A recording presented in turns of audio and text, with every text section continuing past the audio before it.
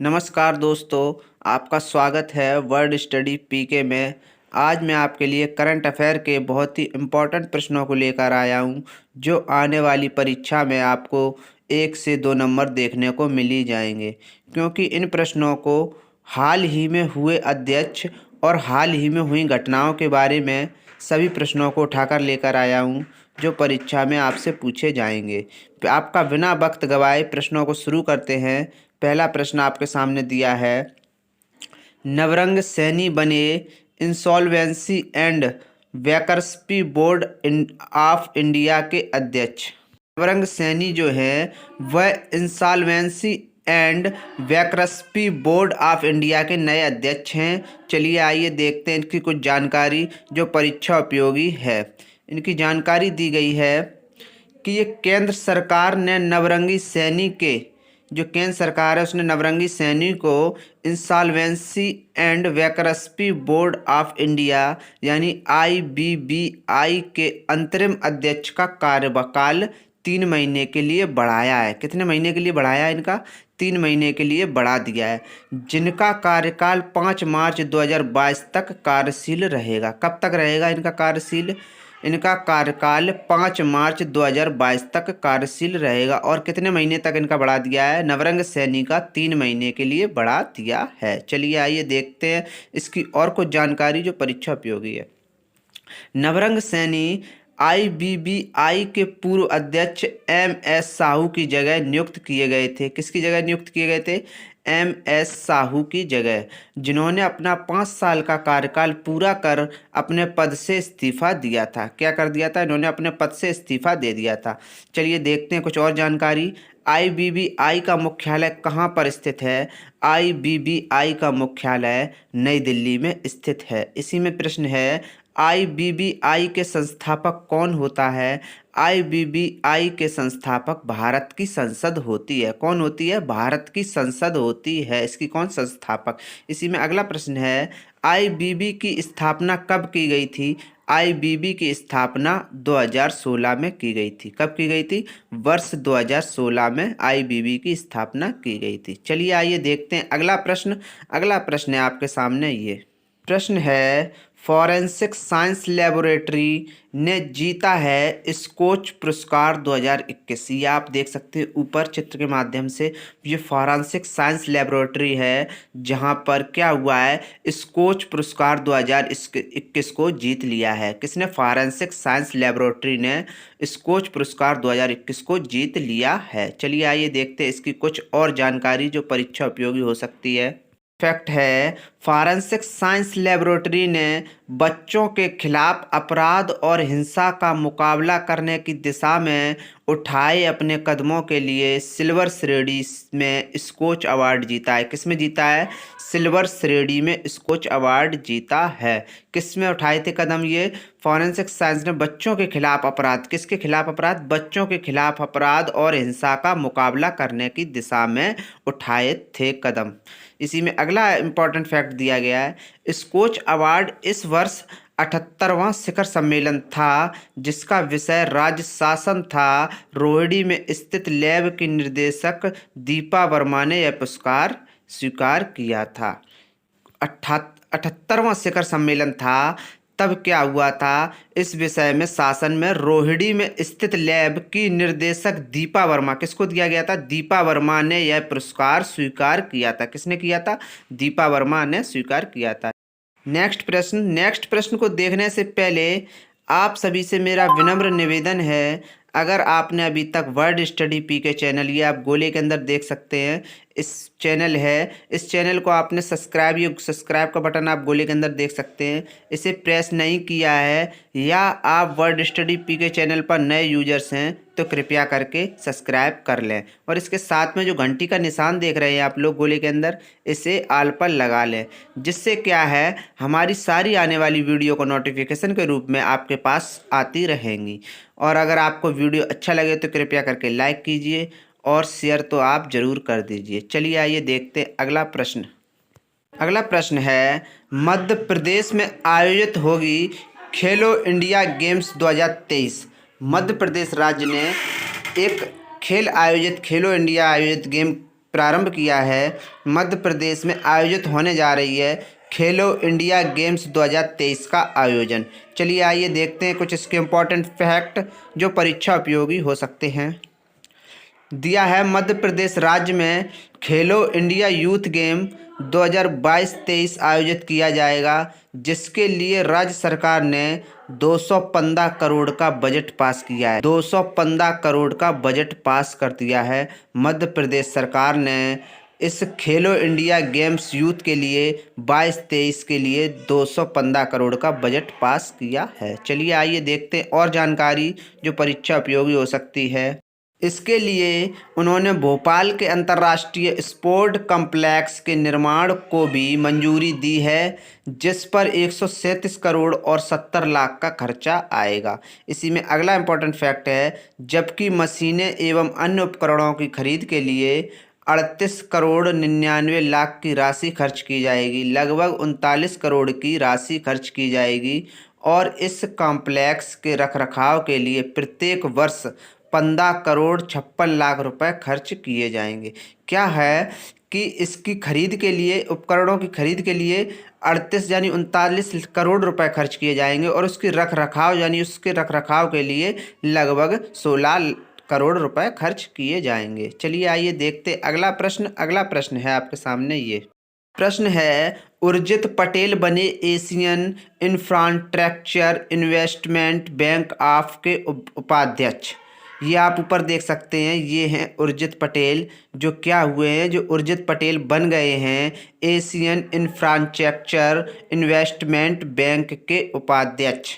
चलिए आइए देखते हैं कुछ इसकी इम्पोर्टेंट फैक्ट जो परीक्षा उपयोगी हो सकते हैं। इम्पोर्टेंट फैक्ट है, फैक्ट दिया है, भारतीय रिजर्व बैंक के पूर्व गवर्नर उर्जित पटेल को बहुउद्देशीय वित्तीय संस्थान Asian infrastructure investment bank of उपाध्यक्ष नियुक्त किया गया है, जिसका मुख्यालय चीन के बीजिंग शहर में स्थित है। इसका मुख्यालय कहाँ पर स्थित है?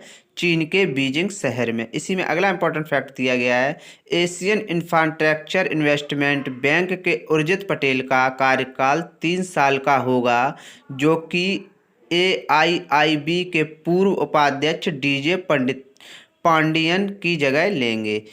और इसी में इम्पोर्टेंट फैक्ट दिया गया है एक और, AIIB का मुख्यालय कहाँ स्थित है, यानी कि इसका फुल फॉर्म है इंडियन इंफ्रास्ट्रक्चर इन्वेस्टमेंट बैंक का मुख्यालय बीजिंग में स्थित है। चलिए आइए देखते हैं अगला प्रश्न है आपके सामने। ये प्रश्न दिया है, सतीश अडिंगा को किया गया है ICMR राष्ट्रीय पुरस्कार डॉक्टर सुभाष मुखर्जी से सम्मानित। सतीश अडिगा को क्या किया गया है? ICMR राष्ट्रीय पुरस्कार डॉक्टर सुभाष मुखर्जी से सम्मानित किया गया है। चलिए आइए आपको दिखाते हैं सतीश अडिगा चित्र के माध्यम से कौन है, आपको दिखाने की कोशिश करेंगे। ये हैं, आपको देख सकते हैं चित्र के माध्यम से, ये सतीश अडिगा हैं। इनको क्या किया गया है? ICMR राष्ट्रीय पुरस्कार डॉक्टर सुभाष मुखर्जी से सम्मानित किया गया है। किसको? ये आप देख सकते हैं, ये सतीश अडिगा को ICMR राष्ट्रीय पुरस्कार सुभाष मुखर्जी से सम्मानित किया गया। चलिए आइए देखते हैं इसके इम्पोर्टेंट फैक्ट जो परीक्षा उपयोगी हो सकते हैं। इम्पोर्टेंट फैक्ट है, Indian council of medical research के राष्ट्रीय पुरस्कार डॉक्टर सुभाष मुखर्जी से कस्तूरबा मेडिकल कॉलेज में क्लिनिकल एंटीबायोलॉजी डिपार्टमेंट के प्रोफेसर डॉक्टर सतीश अडिगा को सम्मानित किया गया है। जो एम्ब्रियोलॉजी है, वह एम्ब्रियोलॉजी डिपार्टमेंट के प्रोफेसर हैं डॉक्टर सतीश अडिगा। इसी में इम्पोर्टेंट फैक्ट दिया है, उन्हें यह सम्मान इन विट्रो फर्टिलाइजेशन और क्लिनिकल IVF में उन्हें उत्कृष्ट योगदान के लिए ICMR की तरफ से दिया गया है। क्या किया गया है? इन्होंने यह सम्मान विट्रो फर्टिलाइजेशन और क्लिनिकल IVF के लिए पुरस्कार दिया गया है। चलिए आइए देखते हैं अगला प्रश्न दिया है, नोदिरबेक अब्दुसत्तोवोर ने जीता है विश्व रैपिड शतरंज चैंपियन 2021 का खिताब। विश्व 2021 का शतरंज का चैंपियन का खिताब किसने जीता है? वह है नोदिरबेक अब्दुसत्तोवोर ने जीता है। चलिए आइए देखते हैं कुछ इसके इम्पोर्टेंट फैक्ट जो परीक्षा उपयोगी हो सकते हैं। फैक्ट दिया है, विश्व रैपिड शतरंज चैंपियन 2021 का खिताब नोदिरबेक अब्दुसत्तोवोर ने जीता है। ये कहाँ के हैं? उज्बेकिस्तान के नोदिरबेक अब्दुसत्तोवोर ने रूस देश के इयान नेप्रोमियाच्ची को हराकर यह चैंपियनशिप जीती है। इसी में अगला इंपॉर्टेंट फैक्ट दिया है, जिसके तहत नोदिरबेक अब्दुसत्तोवोर को $60,000 की राशि के साथ ट्रॉफी दी गई है। अब उज्बेकी ग्रैंड मास्टर ने मर्द उगलाग बहादुर पुत्र राष्ट्रपति पदक प्राप्त कर चुके हैं। कौन? ये क्या हुआ है? अब उज्बेकी ग्रैंड मास्टर GM उदमकुर बहापुत्र राष्ट्रपति प्राप्त कर चुके हैं। अगला प्रश्न दिखाते हैं आपको। अगला प्रश्न है आपके सामने। प्रश्न है, झूलन गोस्वामी बनी LLC की ऑल वुमेन रेफरी टीम की राजदूत। ये क्या हुए हैं? झूलन गोस्वामी हैं जो वो LLC के ऑल वुमेन रेफरी टीम की राजदूत नियुक्त की गई हैं। ऑल वुमेन रेफरी टीम की राजदूत कौन नियुक्त किया गया है? वह हैं झूलन गोस्वामी। ये आप देख सकते हैं ऊपर चित्र के माध्यम से, ये हैं झूलन गोस्वामी। चलिए आइए देखते हैं इसके इम्पोर्टेंट फैक्ट है, जे हैं लीजेंड्स क्रिकेटर लीग यानी LLC, legends cricketer team LLC की ऑल वुमेन रेफरी टीम का राजदूत झूलन गोस्वामी को नियुक्त किया गया। LLC का फुल फॉर्म क्या है? लीजेंड्स क्रिकेट लीग की ये हैं women referee team Jhulan Goswami को नियुक्त किया गया है। चलिए आइए देखते हैं और जानकारी जो परीक्षा उपयोगी है। झूलन गोस्वामी को LLC की महिला अधिकारिता पहल का बढ़ावा देने और क्रिकेटर के महिलाओं की भागीदारी को बढ़ाने के लिए वुमेन ऑफ अधिकारिता टीम का राजदूत नामित किया गया है। इसी में अगला इंपॉर्टेंट फैक्ट है, LLC सेवानिवृत्त क्रिकेटर की एक पेशेवर क्रिकेटर लीग है जो कि 20 जनवरी 2022 से ओमान के मस्कट में ओमान क्रिकेटर स्टेडियम में आयोजित की जाने वाली है। ये क्या है? 20 जनवरी 2022 को ओमान के मस्कट में ओमान क्रिकेटर स्टेडियम में आयोजित की जाने वाली है। चलिए आइए देखते हैं अगला प्रश्न दिया गया है, अनूप बागची बने ICICI बैंक ऑफ के कार्यकारी निदेशक। ये कौन हैं? अनूप बागची हैं, वह ICICI बैंक के कार्यकारी निदेशक बने हैं और इन्होंने अनूप बागची को नियुक्त किया गया है। किसके लिए? ICICI बैंक कार्यकारी निदेशक के रूप में। किसे नियुक्त किया गया है? अनूप बागची को। चलिए आइए आपको दिखाते हैं चित्र के माध्यम से अनूप बागची को। ये आप देख सकते हैं अनूप बागची को, ये ICICI बैंक के महानिदेशक के रूप में इन्होंने पदभार ग्रहण किया है। ये आप देख सकते हैं अनूप बागची को, ये चित्र के माध्यम से आपको दिखाने की कोशिश कर रहे हैं। ये ऊपर हैं, ये अनूप बागची हैं जो ICICI बैंक के महानिदेशक के रूप में हैं। चलिए आइए देखते हैं कुछ और इम्पोर्टेंट जानकारी जो इनके बारे में, अनूप बागची के बारे में और ICICI बैंक के बारे में। पहले यह 3 साल तक ICICI बैंक के कार्यकारी निदेशक के पद पर कार्यरत रहेंगे, जिनका कार्यकाल फरवरी 2022 से प्रभावी होगा। इसी में इम्पोर्टेंट फैक्ट दिया गया है, ICICI बैंक का मुख्यालय कहाँ स्थित है? ICICI बैंक का मुख्यालय बड़ोदरा में स्थित है। कहाँ पर स्थित है? ICICI बैंक का मुख्यालय बड़ोदरा में स्थित है। इसी में अगला इम्पोर्टेंट फैक्ट दिया गया है, ICICI बैंक की स्थापना कब की गई थी? ICICI बैंक की स्थापना वर्ष 1994 में की गई थी। 1994 में क्या हुआ था? ICICI बैंक की स्थापना की गई थी और इसका मुख्यालय, ICICI बैंक का मुख्यालय बड़ोदरा में स्थित है। चलिए आइए देखते हैं अगला प्रश्न है आपके सामने। ये प्रश्न है, चीन के वैज्ञानिक ने दिमाग पढ़ सकने वाला फैक्ट्री रोबोट तैयार किया है। चीन के वैज्ञानिकों ने क्या एक ऐसा रोबोट तैयार कर दिया है जो क्या है कि दिमाग को पढ़ सकने वाला है। क्या कर सकता है वो? दिमाग को पढ़ सकता है। ये चीन ने आविष्कार किया है। चलिए आइए देखते हैं कुछ इसके इम्पोर्टेंट फैक्ट जो परीक्षा हैं। जो चीन देश की चाइना 3 गॉर्जेसस यूनिवर्सिटी के intelligence manufacturing innovation technology centre के डेवलपर्स के इंसान के दिमाग को पढ़ सकने वाली फैक्ट्री रोबोट विकसित किया है। चीन ने यह रोबोट विकसित किया है, वह है इन्फेंट्री रोबोट, यानी फैक्ट्री रोबोट है, वह दिमाग को पढ़ सकता है। चलिए आइए देखते हैं और जानकारी जो परीक्षा उपयोगी है।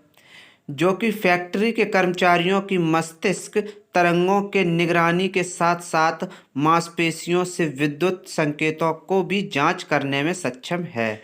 इसी में अगला इंपॉर्टेंट फैक्ट दिया है, हाल ही में इस रोबोट को एक वॉलंटियर के तौर पर श्रमिकों के साथ रखा गया है, जो कि असेंबली लाइन पर कार्यरत है, जिसने 70% एक्यूरेसी के साथ अपना काम पूरा किया। यह क्या किया है? इसने 70% एक्यूरेसी के साथ अपना कार्य पूरा किया है। अगर आपको वीडियो अच्छा लगा हो तो कृपया करके लाइक कीजिए, कमेंट कीजिए और शेयर तो आप अवश्य कर दीजिए। थैंक यू, धन्यवाद, जय हिंद, वंदे मातरम। कृपया करके आप सभी लोग घर पर रहें, सुरक्षित रहें, सतर्क रहें एवं सावधान रहें। थैंक यू, जय हिंद।